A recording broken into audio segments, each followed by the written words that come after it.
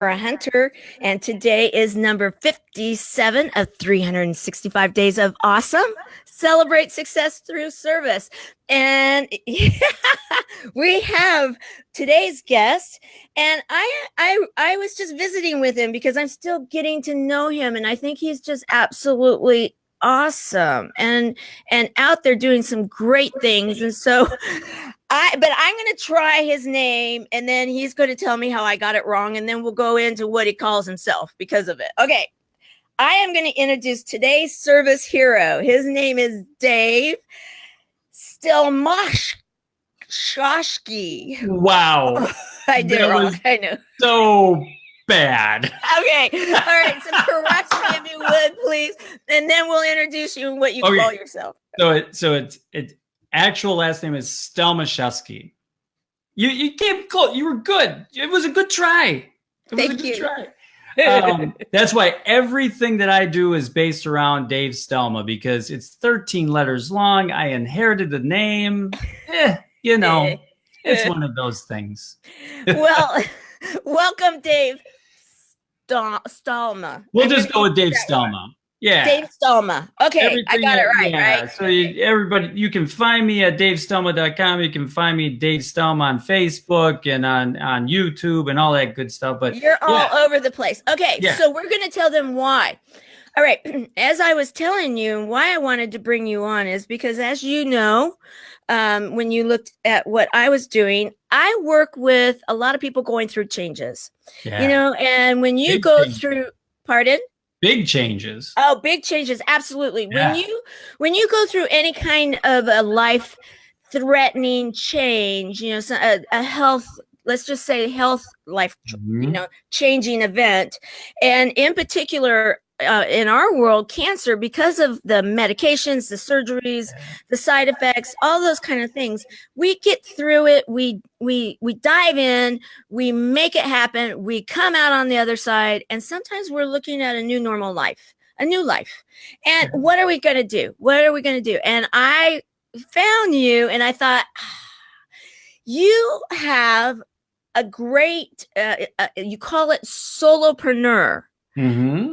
And that you want to be able to help people to find their purpose, and then how to then start possibly a new opportunity in their life. So I'm going to have you tell us about that, because I thought, wow, the buddies really need to meet you. So, okay. So let's share with everybody out there. Change happens to everyone, and it's good. It constantly is happening, because that's the one thing that we can really rely on in our whole entire lives is going to be changed. So whether it's a health problem, or the people that I help as a coach and as a mentor, and go into businesses and talk to them, but where I help them is generally the ones that are making that not necessarily career change, but career step up. Okay. So, and the solopreneur mindset is really different than the person that works in a company and things like that. And the two can go together, but a solopreneur has to be heard, right? They have an opinion, they have to be heard, and they really kind of fight for what they want. So in a business, they can survive and they can do it, but they're not always fulfilled. There's always like that something that's aching in their heart that they feel like they have to do in their lifetime. And that's the people that I help. Okay. So they're coming there, and a lot of times it's a business idea, or a lot of times it's like, they're working at a place and they're going, I really want to help this type of person. I have one person that I'm working with that really wants to help, as we call them in the United States, felons. So people that are coming out of that prison system or out of the jail system, and she really wants to help them do that. She wasn't in the prison system, she wasn't that, but she just feels this calling to do that. And she's written a book about it. She's gone out and done talks about it, and so we're ramping up her and making it actually a business model. So okay, so let me see if I've got this right then.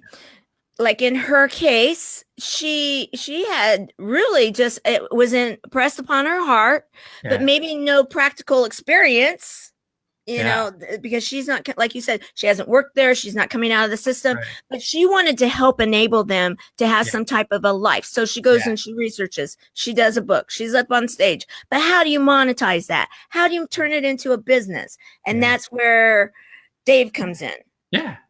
And we help that makes a lot of sense. Exactly. And also part of that is that missing component of how do I do it?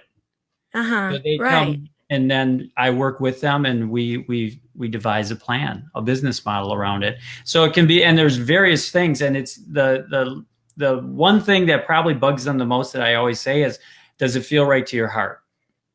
Because you got to follow your heart on it. You know, your heart is going to always guide you where you want to go. Well, you know, go ahead. And so that gets, you know, they probably get a little tired of me asking that, but it's like, but after a while they're like, they start doing it because I ask the questions because I don't want them as a client forever. Because part of what I do is it energizes me to take someone from point A and take them all the way to point Z. We're not just going to go to B, C, or D. We're going to go all the way to point Z with their business. And so that's where I want them to learn all these steps so that then they realize what it is, and then they can train the people that they need into their business to take that ball and run with it. And for them to understand what you have to offer is to understand, like when I was telling you that I was a recruiter by background, and that I think in terms of resumes, and then we went through the whole resume thing. But with that said, you know, you were talking about how you started with a retail environment, a retail shop or shops, and way back when. And created such a formula and such success, you were bought out. Right. And that's well, and I went through what they're going through because it was 13 years, had that, developed it, pretty good, very lucrative business. And then I got to the point where I was like, I was feeling a little unfulfilled by it because it just started running by itself. So then you're like, there's something bigger out there. There's something that's always calling us. It's similar to probably how you got into Chemo Buddies, right? It's like there was just something there that just was pulling at you, and then you had to go and devise it and figure it out. And so that's what made me sell that store and then move on to now what I'm doing as far as coaching other people how to do it. So you've been there, you've generated the idea, you created the action plan, you took the steps, you ran it successfully for umpteen years, so many years, and then you were able to successfully sell it. That's a really great business model to then be able to say, okay, I've been there, I've done that. Now let's do this for you. Makes sense. And then you also, one of the things that we connected on is that you also have a live show that you're doing. Tell us about that. That was always in me because way back when I'm 54 years old. So I've lived a nice, colorful life.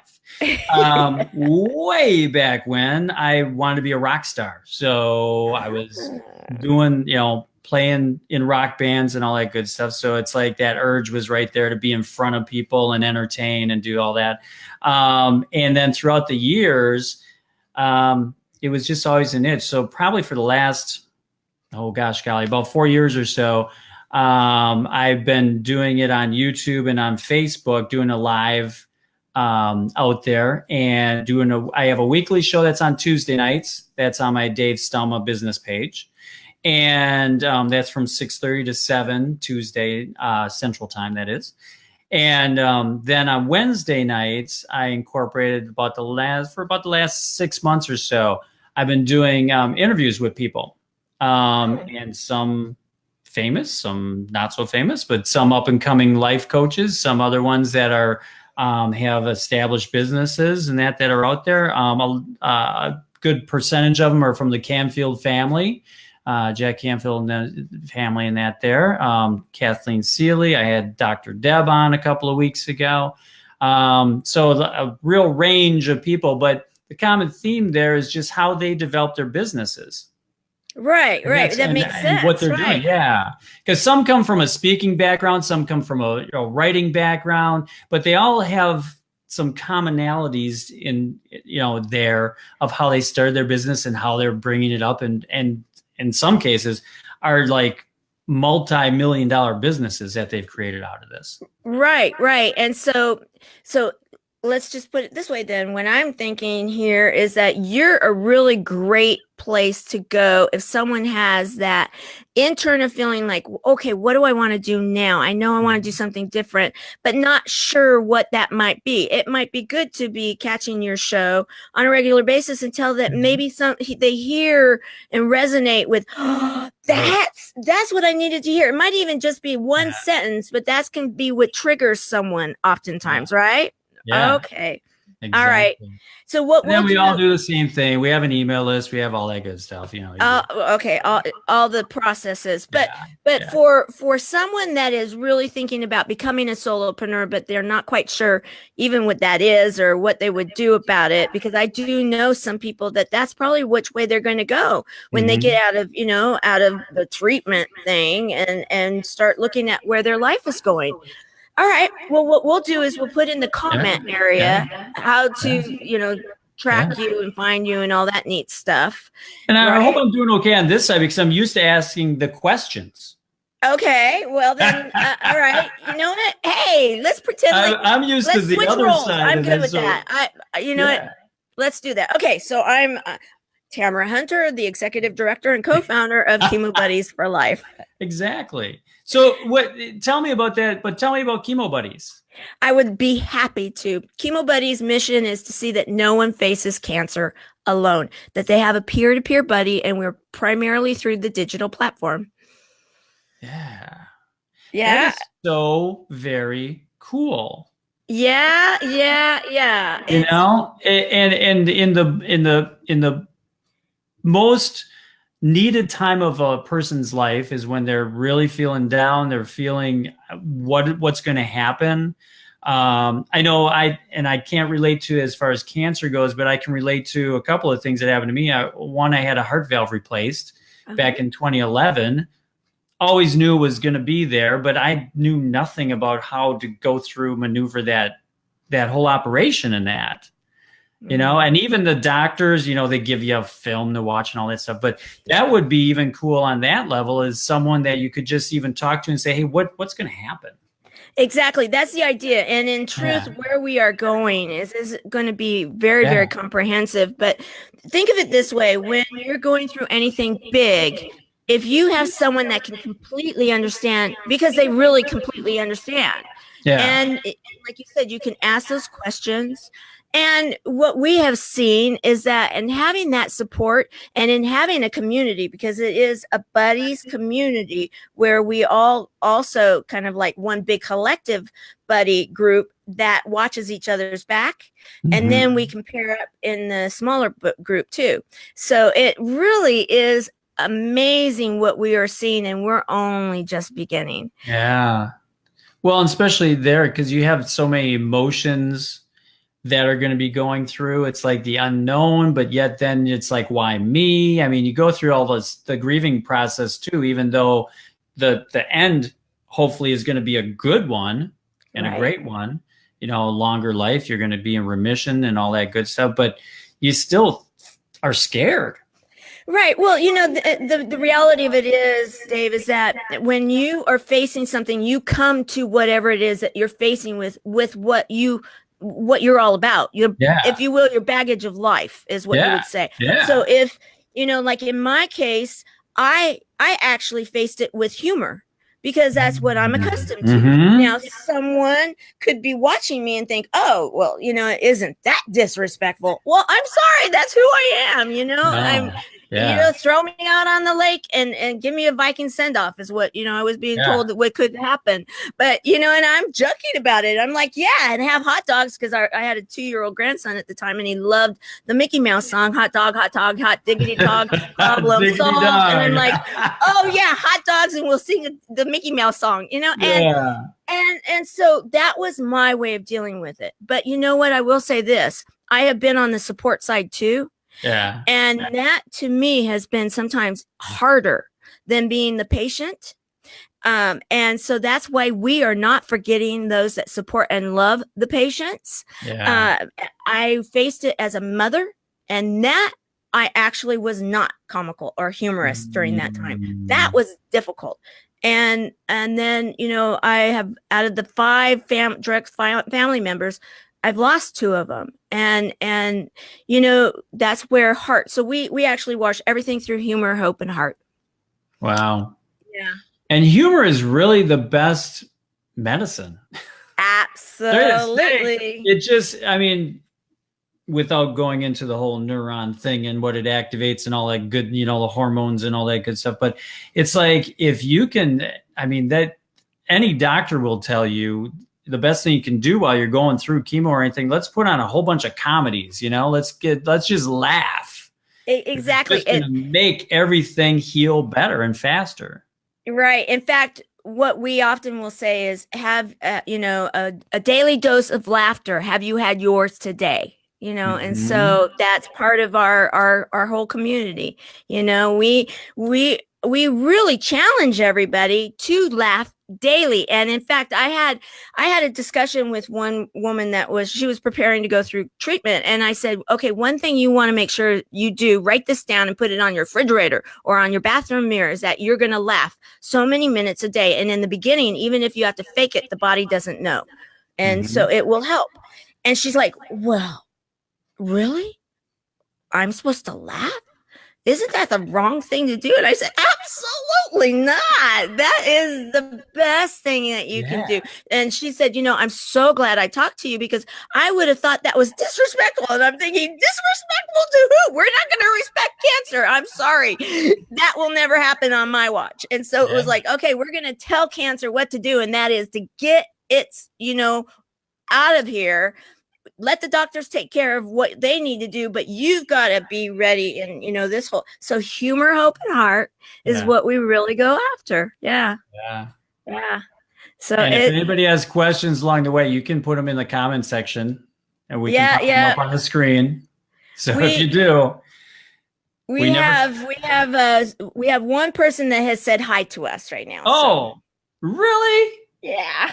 Sharon. Yeah. She's one of our buddies. Yeah, she's one of our buddies. In fact, she's one of our first buddies. And really? Oh my gosh, I can't even tell you. A club then or something, because she's one of the first buddies. Yeah, when we actually get our true website up and going the way it's going to go, I'm talking with them to have what we're called charter members. And so like the first ones, they'll get like a special little something on there. Fame, medallion, trophy. Something. Yeah, they deserve it, truly. Because they've been through the Wild West of building this thing. Well, I run races and that too. That was one of the things after I had my heart valve, I never did. I was told actually not to do anything strenuous my whole life. Because they knew I had this faulty valve, right? Okay. So it was just, they kept watching. And then finally, when I was like 47 years old, I think it was, they said this is the time to do it. And so then I was like, this is so cool. I was so fired up. I sound like you, because I was like so fired. I was like, this is so cool. And they're like, why are you cool about, it's like, usually people are like, oh yeah, but I wasn't overweight. I wasn't having a heart attack. I wasn't having any symptoms. They just told me I had to do it. So I was like fired up because I wanted to run a 5K. And I never did it because they said, don't do anything strenuous. Don't do anything to, I kept hearing all the doctors my whole life saying that. All the no's. So, don't do this. And I was like, okay, I'm not supposed to do that. I get that. So I was, always ate well and all that good stuff. And so that was one of the things I really wanted to do. So when I as soon as I got cleared, you know, they're like, okay, you got to come in, and they're like, okay, everything seems fine. I'm like, they're like, what are you going to do now? And I'm going to run a 5K in 6 months. There you go. You know, and they're like, maybe you don't want to do it in 6 months. Give it a couple of years, you know? And it's always, sorry to say, she was like a 22-year-old, you know, therapist. Yeah. And I'm like, I know you're looking at me. It's the old guy, you know. But I was like, no, you cleared me. You said everything's good. Let's do it. So I picked a race, and I went out there and I planned it out and just did it. And boy, was I stupid doing it. Because I didn't go online and go, okay, 12 weeks to a 5K. What do I do? And all that stuff. I just went out and ran. Well, you know, I want to not say that you're stupid. I actually want to commend you, you know, because in my way of looking at life is just go ahead and start. You may fall flat on your face, but that starting effort is putting you in that forward motion. That forward motion is, you know, you'll just keep building on it, and then you'll go and I should have gone, and now I'm going to. But that very first one, the fact that you did it, absolutely, I think is great. You know, you just got to say, okay, I'm showing up. Like, we have a website, but I'm not showing anybody really the website, but we at least got it alive. And that was huge for us. That was our stand to say, you know what, we're not leaving.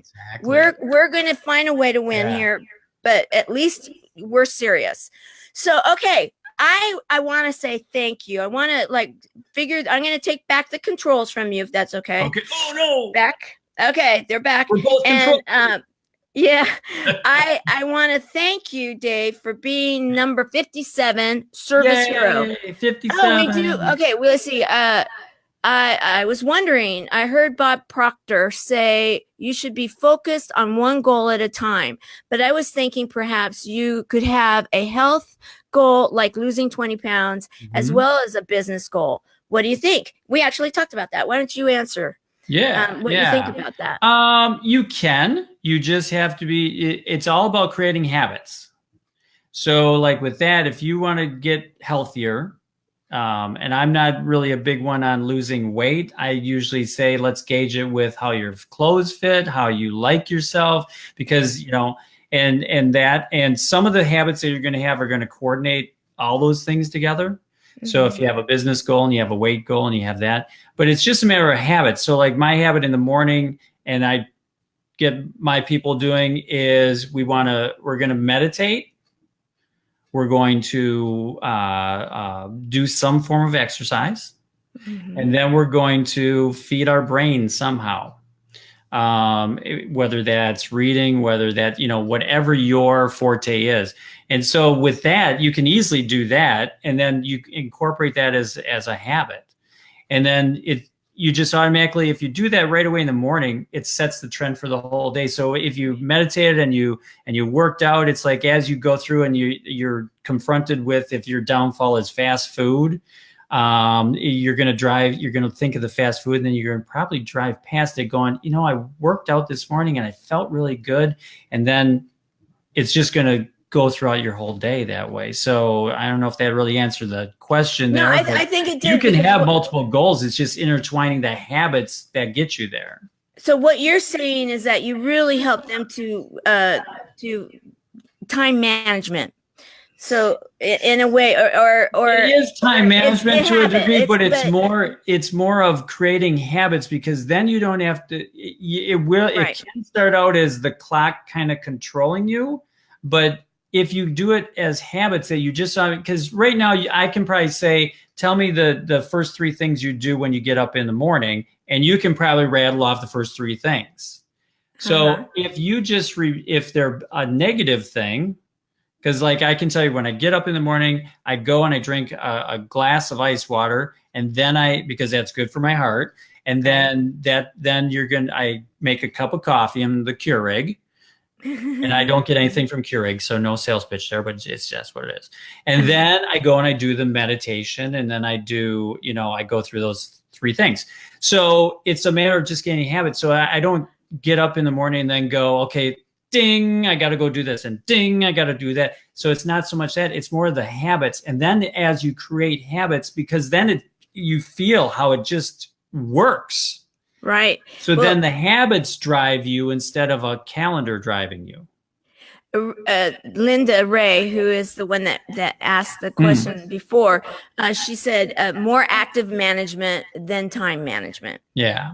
Activity management, more activity management. So creating habits. But creating a habit, I like that, because that's, it's like, it goes back to even this 57 days. Okay.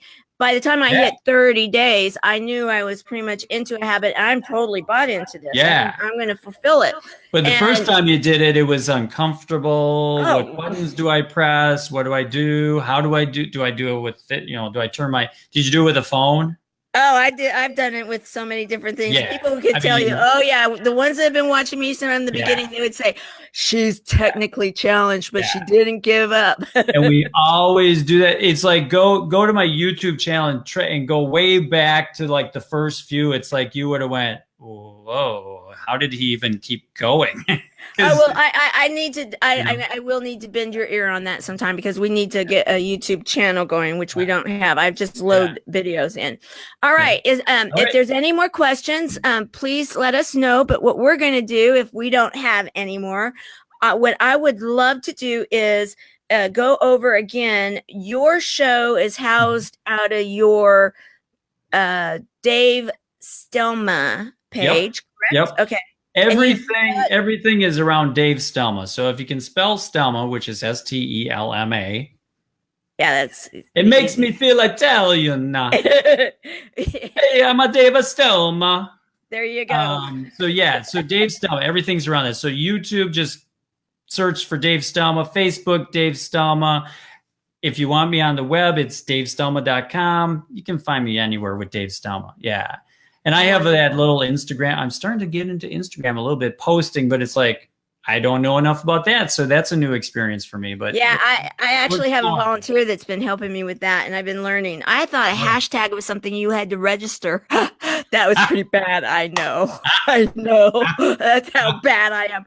Let's just say I'm older than you are. So, the technology, is. You called it a hashtag, which is more trendy. I mean, we call it pound sign. So. Oh, I know. I used to do the same thing, but I have a young volunteer that's overseeing it and educating me, because I always will say, okay, just give it to me straight. What am I doing right or wrong? And Sharon is saying, that is amazing and awesome. And she's loving this. And so it's for those people that really want to figure out where they want to go. And I recommend that I did go and turn into your station, your page, which is really great, that you can go in and look at, if that timing doesn't work for you for live, you can go and look at the different shows and see which one might resonate, and maybe answer some of the questions that you may have about your future. So thank you, Dave. Thanks for having me. Any more questions? So we're going to wrap up, and we're going to close day number 57 of 300. Yes, yay! Number 57 of 365 days. That's right. Big time. Full moon. Awesome. Celebrate success through service. And Dave Stelma, thank you for being a service hero, and thank you for all that you're doing to encourage people to find what it is that they're going to be passionate about, and find their purpose, and go out there and create a living that they're going to feel is within their heart, soul, and mind, and where they want to see their life going. I think that's awesome. I really do. And have fun. I really think that it's just amazing. And thanks for what you do. Well, thank you. It's incredible, and keep it going. Oh, we will. Don't worry. This thing has a life of its own. And someday, mark my words, when hopefully we won't hear these words very often anymore, but when you hear you have cancer or someone has cancer, their immediate thought will be the buddies. We need to get them a buddy, because that's going to have them live longer and a better quality of life while they do. All right. Well, remember, everybody, that service doesn't have to be huge to make a difference. If someone's having a bad day, an encouraging word, a smile, opening a door for someone, just look for something to do and let service come to you in your heart too. If someone wants to serve you, let them, because that's a gift to them. All right, go out there, make it a wonderful evening. And if you're going to go look at this amazing historic full moon, share in the comments what you saw. All right, see you later, Dave. It's been a joy. Bye, everyone. See you tomorrow. Bye.